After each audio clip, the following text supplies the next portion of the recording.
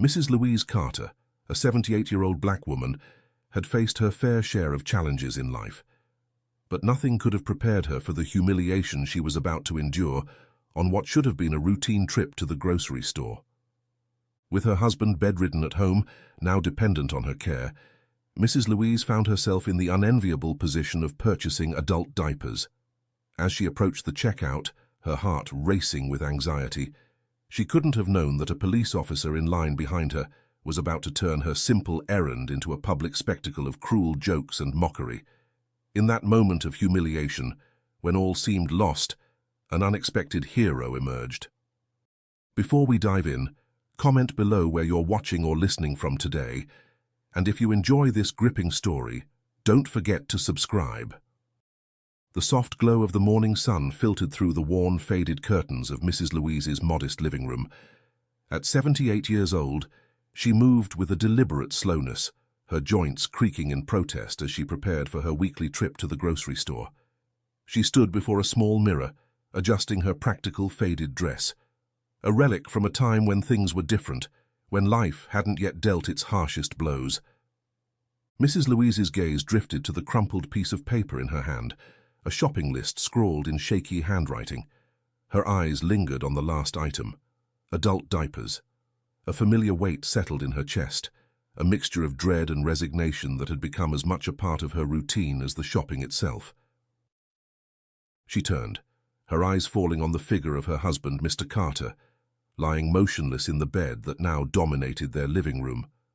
Once a proud soldier, strong and vibrant, he now lay trapped in a body that had betrayed him.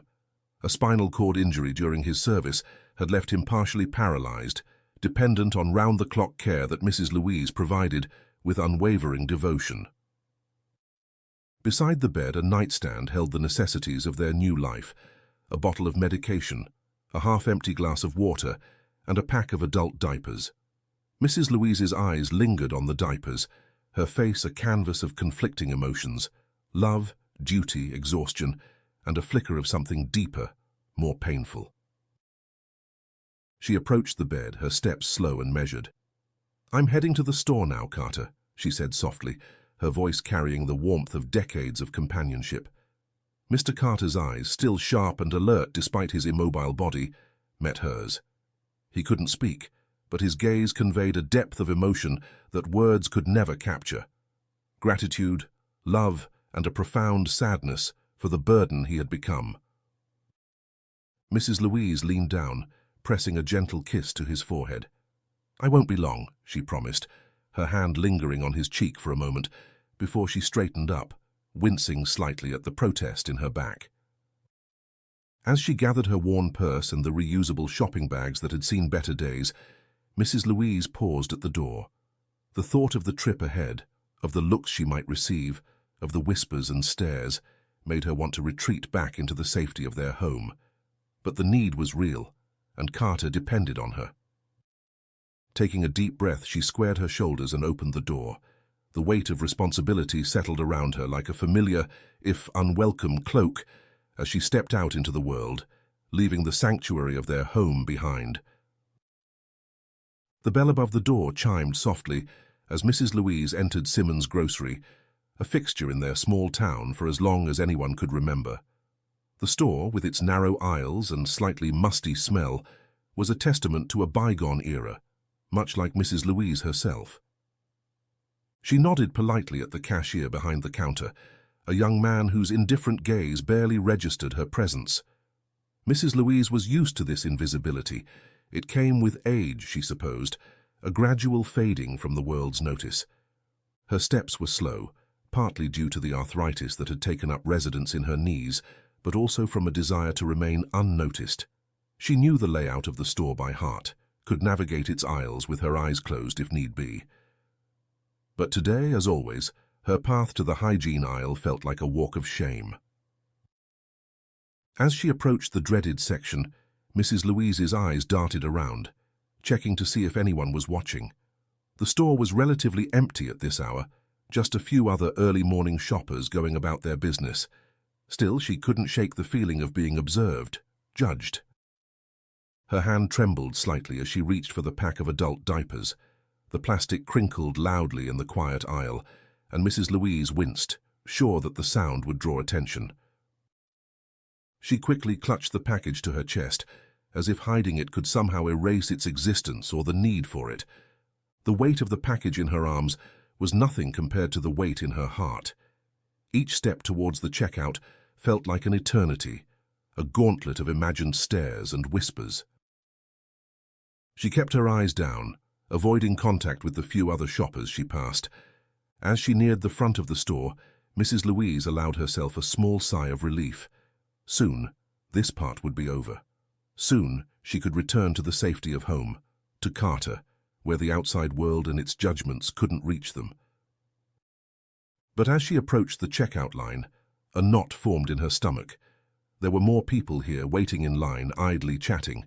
Mrs. Louise took her place at the end of the line, her arms tightening around the package she carried, wishing she could disappear into the worn linoleum floor beneath her feet. The line inched forward slowly, each moment an exercise in vulnerability. Mrs. Louise kept her gaze fixed on the floor, counting the scuff marks on the tiles, anything to avoid meeting the eyes of those around her. She was so close now, just a few more minutes and she could escape. But fate, it seemed, had other plans. As Mrs. Louise neared the front of the line, a booming voice cut through the quiet murmur of the store, shattering her hope for an unremarkable exit. The voice belonged to a police officer, his uniform crisp and authoritative, standing just a few places behind Mrs. Louise in line. He was chatting amicably with another customer, his voice carrying easily in the confined space of the store. "Beautiful day, isn't it?" the officer was saying, his tone jovial. Nothing like a bit of sunshine to start the day right. Mrs. Louise tensed, her grip on the package tightening. She could feel the officer's presence behind her, an unwelcome reminder of the world beyond her small, carefully managed existence. As she inched closer to the checkout counter, Mrs. Louise became acutely aware of the package in her arms. She tried to angle her body, to hide it from view, but the crinkling of the plastic seemed to echo in her ears with every movement. Suddenly, the officer's voice cut through her thoughts again, this time with a different tone. "Would you look at that?" he said, his voice lowered but still clearly audible. "Buying diapers at her age. Must be for her. Poor thing can't even take care of herself." The words hit Mrs. Louise like a physical blow. She froze, her heart pounding in her chest. The shame she had been holding at bay came crashing over her in a suffocating wave. Around her, she could hear quiet snickers, could feel the weight of curious glances. The line, which had seemed interminable before, now felt like an endless walk of humiliation. Mrs. Louise's hands trembled as she placed the diapers on the counter, her face flushed with embarrassment. She couldn't bring herself to look up, couldn't bear to see the pity or disgust she was sure would be reflected in the eyes of those around her. The young cashier, a man with a name tag that read Isaac, stood silently behind the register. If he had any thoughts about the situation unfolding before him, his face didn't betray them. His expression remained neutral, his movements efficient as he began to scan Mrs. Louise's items. As the beep of the scanner punctuated the tense atmosphere, Mrs. Louise found herself wishing for the ability to disappear. Each second felt like an eternity, each breath a struggle against the tears that threatened to spill over. The tension in the store had reached a fever pitch. Mrs. Louise stood at the checkout counter, her body rigid with humiliation, as the police officer's mocking words hung in the air. The diapers sat on the conveyor belt, a stark reminder of the vulnerability that had brought her to this moment. "That's what happens when you get old," the officer continued, his voice rising just enough to ensure that more people could hear. "You start acting like a baby again." The cruel laughter that followed his words cut through Mrs. Louise like a knife. She could feel the eyes of other customers on her, some whispering behind their hands, others staring openly with a mixture of curiosity and discomfort. Mrs. Louise's hands gripped the handle of her cart so tightly that her knuckles turned white. She desperately wanted to defend herself, to explain about Carter, about the sacrifices they had both made, about the love that sustained them through each difficult day. But the words wouldn't come. Her throat tightened, choking back the explanation, the plea for understanding that she longed to voice. For a moment, she considered leaving the store without the diapers. The thought of walking away, of escaping the suffocating atmosphere of judgment and mockery, was almost overwhelming in its appeal. But the image of Carter at home, dependent on her care, flashed through her mind. She couldn't leave. She had to endure this for him. So Mrs. Louise stood there, silent and trembling, her eyes lowered to avoid meeting the gaze of anyone around her. She focused on the scuffed linoleum floor, counting the tiles, trying to steady her breathing, willing herself to become invisible. The young cashier, Isaac, continued to scan her items, his movements methodical and unhurried. If he was aware of the drama unfolding around him, his face didn't show it. But his eyes, when they briefly met Mrs. Louise's, held a flicker of something. Concern, perhaps, or a growing unease with the situation. The officer, emboldened by the lack of resistance to his comments, decided to push further. His voice carried clearly across the store as he added, with a cruel laugh, "Maybe they should have a special line for people who need diapers. Keep 'em out of the way of the rest of us." This latest barb sent a ripple of shocked murmurs through the onlookers. Some laughed nervously, others shifted uncomfortably, but no one spoke up. The silence that followed was deafening, broken only by the steady beep of the scanner as Isaac continued his work. Mrs. Louise felt as if she were standing on the edge of a precipice. The humiliation threatened to overwhelm her, to break the carefully constructed walls of dignity she had built around herself over years of caring for Carter. She could feel tears pricking at the corners of her eyes, and she blinked rapidly, determined not to cry in front of these strangers.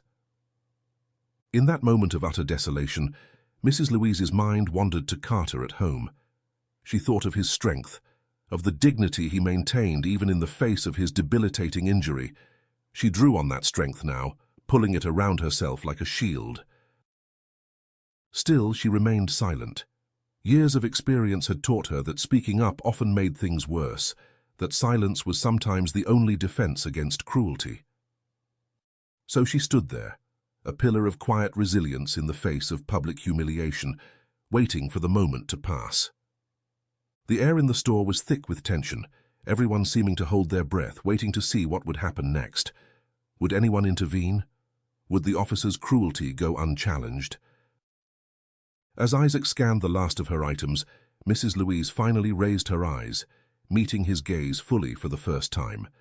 In that brief moment of connection, something passed between them, a silent acknowledgement of the injustice unfolding, perhaps, or a shared moment of human understanding. And then, just as the situation seemed about to reach its breaking point, something unexpected happened. A voice cut through the tense silence, firm and clear, changing the course of events in an instant. "That's enough." The words, spoken with quiet authority, sliced through the tension-filled air of the store. Every head turned towards the source. Isaac, the young cashier who had been silently observing the unfolding drama. The store fell into a shocked silence. Customers who had been whispering now froze, their conversations dying mid-sentence. The police officer, caught off guard by this unexpected challenge, stood with his mouth slightly agape, the mocking smile fading from his face. Isaac's eyes, which had remained downcast throughout most of the interaction, now met the officer's gaze steadily. There was no hint of the timid store clerk in his demeanor now. Instead, he radiated a quiet strength, a resolve that seemed to grow with each passing second. Turning to Mrs. Louise, Isaac's voice softened, filled with a respect that was in stark contrast to the mockery she had endured. "You don't deserve to be treated like this," he said, his words carrying clearly in the hushed store. Mrs. Louise stared at him, her eyes wide with surprise and a glimmer of something else. Gratitude, perhaps, or the stirring of long-buried hope. For a moment she forgot about the prying eyes around her, focused solely on this unexpected ally. Isaac then faced the officer directly, his voice firm but controlled. "You should be ashamed of yourself for mocking her," he said, each word deliberate and weighted with conviction. The police officer, visibly stunned by this turn of events, opened his mouth to respond. But something in Isaac's unwavering gaze caused him to hesitate. The authority he had wielded so carelessly moments ago seemed to waver in the face of this young man's moral stand. The silence stretched on, heavy with unspoken tensions. Other customers watched the scene with a mixture of awe and discomfort, unsure of how to react to this unexpected confrontation between a lowly store clerk and a uniformed officer of the law. Mrs. Louise stood frozen, her hands still gripping her cart, hardly daring to breathe. She had come to the store expecting, at best, indifference. To be defended so openly, so passionately, was beyond anything she could have imagined. As the standoff continued, the atmosphere in the store began to shift. Whispers started up again, but this time they were tinged with a different emotion. Some customers nodded approvingly at Isaac, while others cast disapproving glances at the officer. The officer, his face now flushed with a mixture of anger and embarrassment, crossed his arms defensively. "You can't talk to me like that," he sputtered, trying to regain his authoritative stance. "Do you know who I am?" Isaac didn't flinch. His voice remained calm but firm as he replied, "I know exactly who you are. You're someone who should be protecting and serving the community, not bullying its most vulnerable members." A collective gasp went through the onlookers. It was rare to see anyone, let alone a young store clerk, stand up to a police officer in such a manner. Mrs. Louise, still rooted to the spot, felt a warm rush of emotion. Tears pricked at her eyes again. But this time they weren't from shame or humiliation. For the first time in what felt like ages, she felt seen, truly seen, as a person worthy of respect and dignity. The officer, clearly unused to being challenged, especially by someone he perceived as beneath his station, struggled to formulate a response. His mouth opened and closed several times, but no words came out. In the tense silence that followed, the sound of approaching footsteps drew everyone's attention. The store manager, a middle-aged man with a nervous energy about him, hurried towards the scene. "What's going on here?" the manager asked, his voice strained as he looked between the officer, Isaac, and Mrs. Louise. His eyes darted nervously from one face to another, clearly aware of the tension but unsure of its source. The officer, seizing the opportunity to reassert his authority, spoke up first. His voice was filled with indignation as he pointed an accusing finger at Isaac. "You need to control your staff," he declared. "This one here decided to insult me in front of the whole store. If this is how you let your employees behave, I won't be coming back here again." The manager's face paled visibly at the threat. He stammered slightly. I'm sure there's been a misunderstanding." His gaze flickered uncertainly between the officer and Isaac, the conflict between keeping an important customer happy and supporting his employee clear on his face. Before the manager could continue, the officer waved his hand dismissively. "Forget it," he snapped. "I'll make sure everyone knows how this store treats its customers." With that, he turned on his heel and stormed out of the store, throwing one last glare at Isaac as he left. In the wake of the officer's dramatic exit, a heavy silence fell over the store. The manager stood frozen for a moment, watching the officer leave, before slowly turning back to face Isaac and Mrs. Louise. The conflict was written clearly on his face, relief at the officer's departure, warring with concern over the potential consequences of the confrontation. Mrs. Louise, who had remained silent throughout the exchange, suddenly felt the weight of the situation. She had come here for a simple errand, and now she found herself at the center of a storm. Guilt washed over her as she realized that Isaac might face repercussions for defending her. "I'm so sorry," she began, her voice quavering slightly. "I never meant to cause any trouble." Isaac turned to her, his face softening. "You have nothing to apologize for, ma'am," he said gently. "You did nothing wrong." The manager, seeming to remember himself, cleared his throat.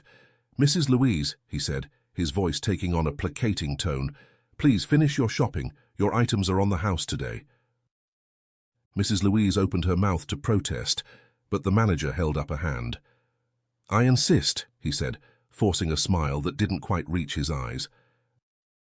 As Mrs. Louise gathered her bags, including the package of adult diapers that had sparked the entire incident, she couldn't help but notice the tense exchange of looks between Isaac and the manager. A knot formed in her stomach as she realized that this incident was far from over. With a last grateful look at Isaac, Mrs. Louise made her way out of the store. The sunlight outside seemed harsh after the fluorescent lighting of the store, and she blinked rapidly, trying to adjust. As she began her walk home, her mind whirled with the events of the morning. The humiliation she had felt earlier had been replaced by a complex mix of emotions: gratitude towards Isaac, worry about the consequences he might face, and a lingering sense of shame that her presence had caused such a disturbance. As she walked, clutching her bags close, Mrs. Louise found herself hoping that she would see Isaac again, if only to properly thank him for his kindness. Little did she know that fate had much more in store for both of them. The familiar sight of her modest home came into view, and Mrs. Louise felt a wave of relief wash over her. She climbed the few steps to her porch, each one a reminder of the day's ordeal, and fumbled with her keys to unlock the door. Once inside, Mrs. Louise took a moment to catch her breath. She set her bags down gently by the door and made her way to the living room, where Mr. Carter's hospital bed occupied a central space. The sun was setting, casting long shadows across the worn carpet. With a soft sigh, she settled into her favorite armchair, positioned next to Mr. Carter's bed. Her hands folded in her lap as she turned to her husband, ready to recount the day's events. "Oh, Carter," she sighed, her voice tinged with a mixture of emotions. "You wouldn't believe what happened at the store today." Mr. Carter's eyes, still sharp and alert despite his immobile body, focused on her intently. Though he couldn't speak, years of marriage had given them a way of communicating that transcended words. His gaze encouraged her to continue, filled with curiosity and concern. Mrs. Louise leaned forward slightly, her voice lowering as if she were sharing a secret. "There was this young man at the checkout," she began, "a cashier named Isaac. He stood up for me, Carter. When everyone else was silent, when that officer was mocking me, Isaac spoke up." As she detailed the confrontation, Mrs. Louise's voice trembled with remembered emotion. She described Isaac's quiet strength, the way he had faced down the officer without hesitation. "It was like he saw me, Carter," she said softly. "Not just an old woman buying things we need, but me. A person." Mr. Carter's eyes softened, a look of understanding passing between them. They had both faced their share of prejudice and dismissal over the years, and they knew the rare and precious value of being truly seen. As night fell and the room grew dark, Mrs. Louise found herself unable to stop thinking about Isaac. Who was he? Why had he felt compelled to step in when no one else would? The questions swirled in her mind, unanswered but persistent. "I hope he's all right," she murmured, more to herself than to Carter. "I hope he didn't get into trouble because of me." She reached out, taking Mr. Carter's hand in hers. His fingers twitched slightly in response, a small movement that meant the world to her. "We've been through so much, haven't we?" she said softly, her voice filled with a lifetime of shared experiences. As she sat there, holding her husband's hand in the quiet of their home, Mrs. Louise reflected on how much their lives had changed. She thought of Carter in his days as a soldier, strong, independent, full of life. And now here they were, dependent on each other in ways they never could have imagined. Despite everything, as she looked at her husband's face, lined with age but still so dear to her, Mrs. Louise felt a surge of love and gratitude. Yes, their life was hard. Yes, there were days when the burden seemed almost too much to bear, but they had each other, and that was no small thing. And now there was Isaac, a stranger who had shown kindness when it was least expected. As Mrs. Louise prepared for bed that night, she felt a small flame of hope flickering in her chest. Maybe, just maybe, the world wasn't as cold as it sometimes seemed. Little did she know that this encounter, brief as it was, would lead to changes she could never have anticipated. As she drifted off to sleep, her hand still entwined with Carter's, the wheels of fate were already in motion, setting the stage for what was to come. The following morning dawned bright and clear, a stark contrast to the tumultuous events of the previous day. Mrs. Louise woke early, as was her habit, and went about her morning routine with a sense of purpose. As she helped Carter with his medication and morning care, her mind kept drifting back to Isaac and his unexpected act of kindness. "I think I'll go back to the store today, Carter," she said as she tidied up the living room. "I want to thank that young man properly. Maybe bring him some of those oatmeal cookies you used to love so much." Mr. Carter's eyes crinkled at the corners, his version of a smile. Mrs. Louise patted his hand gently before heading to the kitchen to bake. An hour later, with a small container of freshly baked cookies in hand, Mrs. Louise made her way back to Simmons' grocery. The bell above the door chimed as she entered, and she found herself scanning the checkout lanes, looking for Isaac's familiar face. But Isaac wasn't there. Frowning slightly, Mrs. Louise approached another employee, a young woman arranging a display near the front of the store. "Excuse me," she said politely. "I'm looking for Isaac, the young man who was working the checkout yesterday." The employee looked up, a flicker of recognition crossing her face.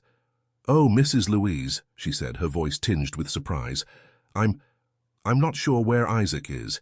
He didn't show up for his shift today." A knot of unease formed in Mrs. Louise's stomach. "He didn't show up?" she repeated, her voice barely above a whisper. The employee shook her head, looking uncomfortable. "No, ma'am, it's not like him to miss work without calling.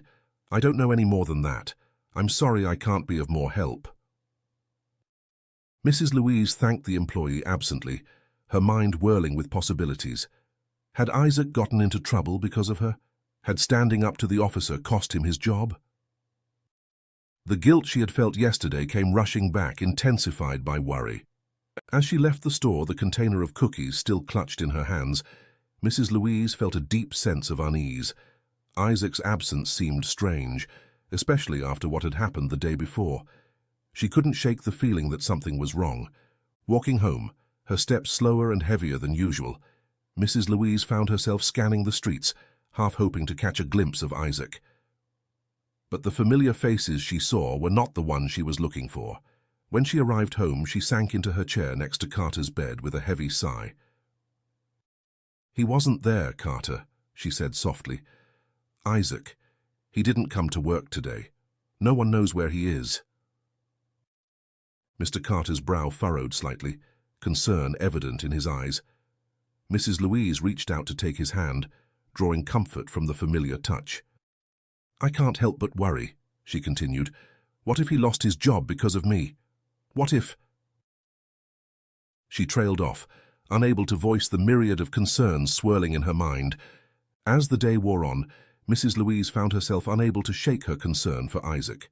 She went about her usual tasks, caring for Carter, preparing meals, tidying the house, but her thoughts kept returning to the young man who had shown her such unexpected kindness.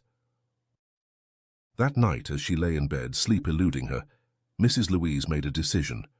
She would go back to the store tomorrow, and the day after, if necessary. She would find out what had happened to Isaac. It was the least she could do for someone who had risked so much to defend her dignity. Little did Mrs. Louise know that her path and Isaac's were about to intersect again, in a way that would change both their lives forever. Several days passed, each one marked by Mrs. Louise's increasingly worried visits to the grocery store. Each time, she was met with the same response. Isaac hadn't returned to work, and no one seemed to know where he was. The manager, when she finally managed to speak with him, was evasive, muttering about personnel matters and company policy. It was on a particularly warm afternoon, almost a week after the incident at the store, that fate intervened. Mrs. Louise had decided to take a different route home, her feet carrying her through the modest shopping district of their small town.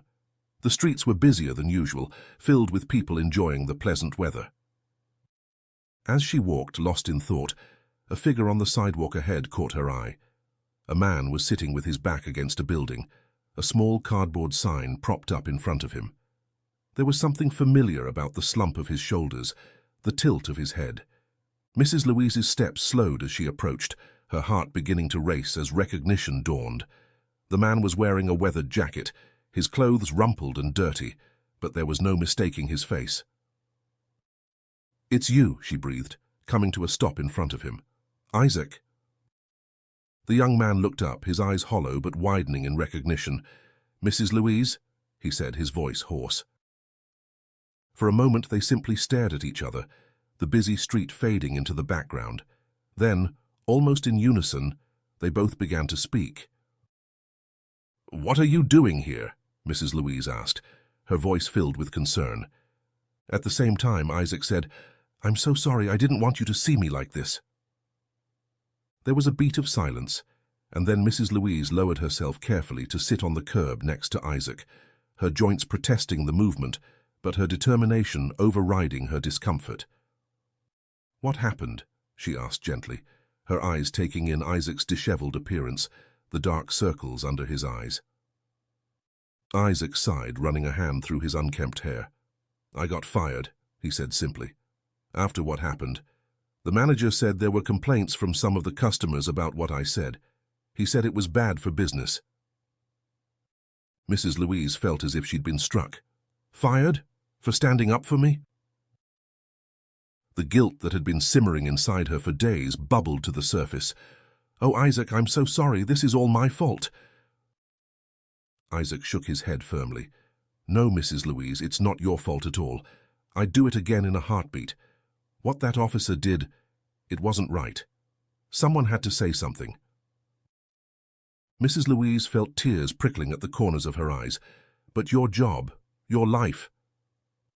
Isaac's laugh was hollow. "Truth is, Mrs. Louise, losing that job was just the final straw. I've been struggling for a while now."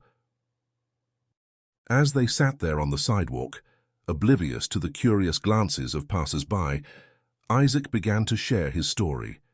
Mrs. Louise listened, her heart breaking for this young man who had shown her such kindness.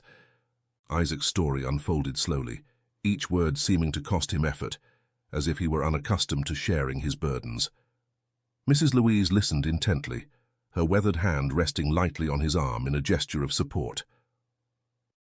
"I was a soldier once," Isaac began, his eyes focused on some distant point. "Served overseas.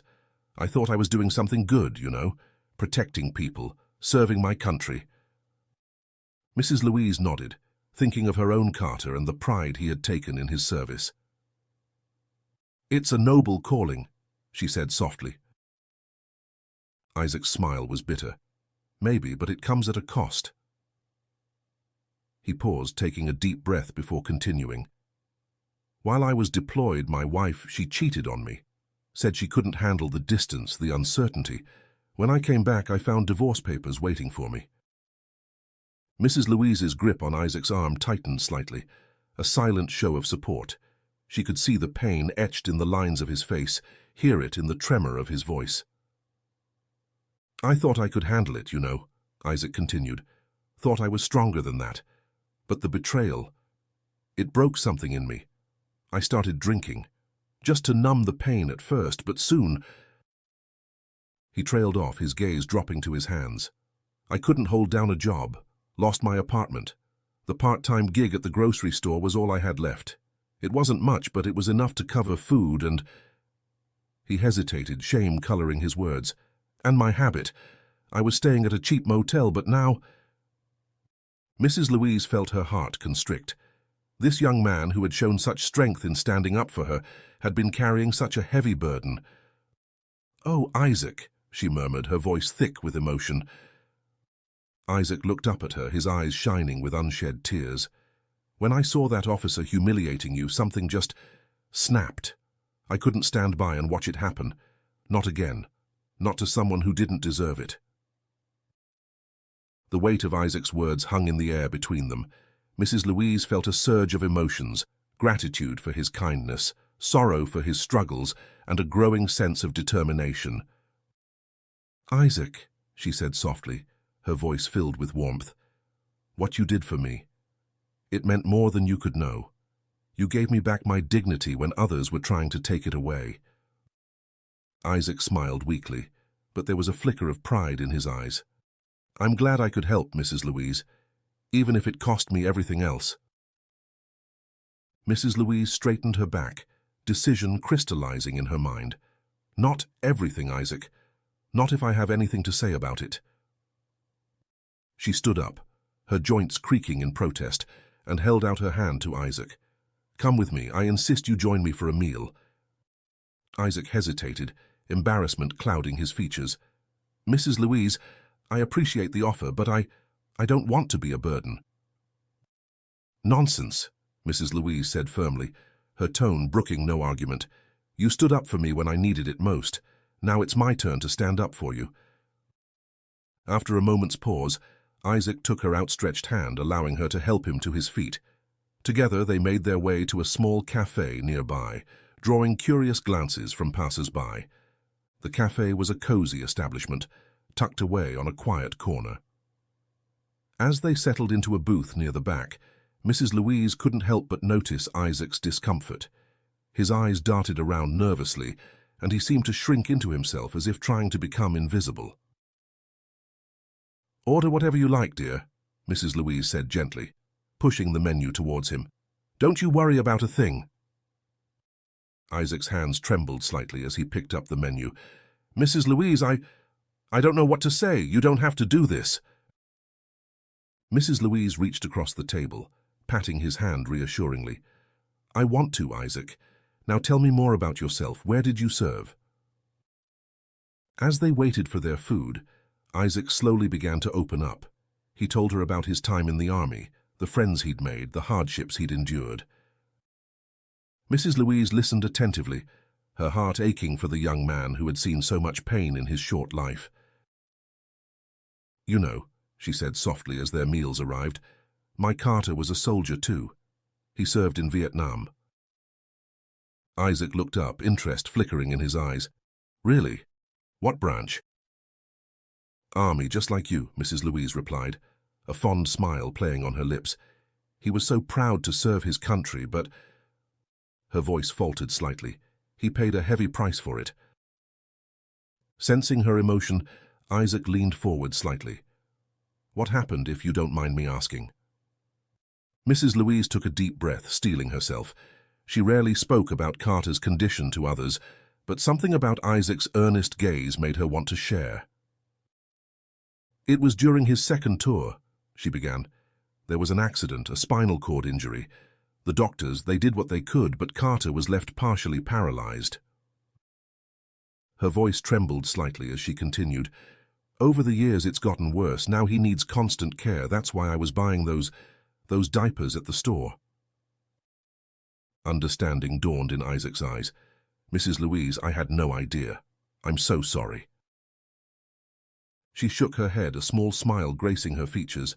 Don't be sorry, dear. Carter and I, we've had a good life together. It's not the one we planned, but it's ours. We face each day together, and that's what matters. As they continued to talk, a bond began to form between them. Isaac shared more about his struggles with addiction and homelessness, while Mrs. Louise spoke of the challenges of being a full-time caregiver. Despite the vast differences in their ages and experiences, they found common ground in their shared experiences of hardship and resilience. As the meal came to an end, Mrs. Louise made a decision. Isaac, she said, her voice firm but kind, I want you to come home with me. Meet Carter. We have a spare room, and I think we could help each other. Isaac's eyes widened in surprise. Mrs. Louise, I couldn't possibly. You've already done so much. Nonsense, she replied, her tone leaving no room for argument. You need a place to stay, and frankly, I could use an extra pair of hands around the house. It's not charity, Isaac. It's what decent folks do for each other. For a moment, Isaac was silent, overwhelmed by the unexpected kindness. Then, slowly, he nodded. Thank you, Mrs. Louise. I don't know what to say. Mrs. Louise smiled, reaching out to pat his hand once more. You don't have to say anything, dear. Just come home with me. Let's see where this new chapter takes us. As they left the cafe together, Mrs. Louise felt a warmth in her heart that had been absent for too long. She didn't know what the future held, but she knew that somehow things were about to change for the better. As Mrs. Louise and Isaac made their way to her home, Mrs. Louise couldn't help but notice Isaac's nervousness. His eyes darted around, taking in the modest houses lining the street, his hands fidgeting with the hem of his worn jacket. "Now, don't you worry," she said softly, patting his arm. "Carter's a good man. He'll be glad to meet you." As they stepped inside, the familiar smell of home enveloped them, a mixture of lavender air freshener and the lingering aroma of Mrs. Louise's cooking. Isaac's eyes darted around, taking in the worn but well-maintained furniture, the family photos on the walls, and finally, the hospital bed in the corner of the living room where Mr. Carter lay. "Carter, dear," Mrs. Louise called out as they entered, "we have a visitor. This is Isaac, the young man I told you about." Mr. Carter's eyes, still sharp and alert despite his immobile body, focused on Isaac. For a moment, the two men simply looked at each other, a silent understanding passing between them. Then, to Mrs. Louise's surprise and delight, Isaac stepped forward, his posture straightening as if by instinct. "It's an honor to meet you, sir," he said, his voice carrying a respect that seemed to come from somewhere deep within him. Mr. Carter's eyes crinkled at the corners, his version of a smile. Mrs. Louise felt tears prick at her eyes as she watched the two men begin to connect, Isaac pulling up a chair next to the bed, as Mr. Carter's eyes encouraged him to sit. As Isaac began to talk with Mr. Carter, sharing stories of his own time in the service, Mrs. Louise quietly slipped into the kitchen to prepare some tea. She couldn't quite explain it, but she felt as if something important was happening in her living room, something that might just change all their lives for the better. Little did she know just how right she was. In the days that followed, a remarkable transformation began to take place in the Carter household. Isaac, initially hesitant and unsure, quickly became an integral part of their daily routine. Mrs. Louise watched with joy as Isaac threw himself into helping around the house. He tackled repairs that had long been neglected, his hands growing steady with purpose. But it was Isaac's interactions with Mr. Carter that truly warmed Mrs. Louise's heart. The two men formed a bond that transcended words, with Isaac spending hours by Mr. Carter's bedside, reading or recounting stories from his time in the service. As weeks turned into months, Isaac's determination grew stronger. One evening, Mrs. Louise overheard him talking softly to Mr. Carter about getting help for his drinking problem.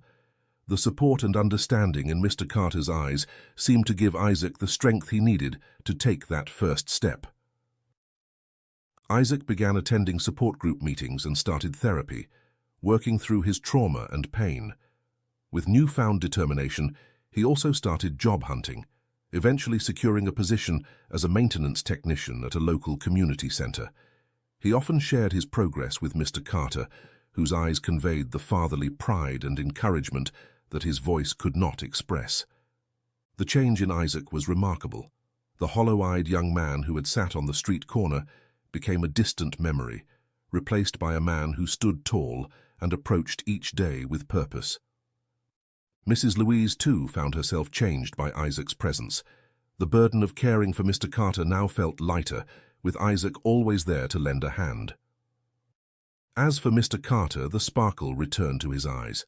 Though his body remained unmoving, his spirit seemed to soar as he watched Isaac's progress. As time passed, Isaac became more than just a helper or a guest. He became the son that Mr. and Mrs. Carter had always wanted but were never able to have. The injury Mr. Carter sustained in the war had left them unable to conceive, a silent sorrow they had carried for years. Now, in this unexpected twist of fate, they found themselves with a grown son who brought new life and energy into their home. In their modest house, three souls found healing in each other. Mrs. Louise, once burdened by solitude and endless responsibilities, now found joy in nurturing a young man back to health and purpose.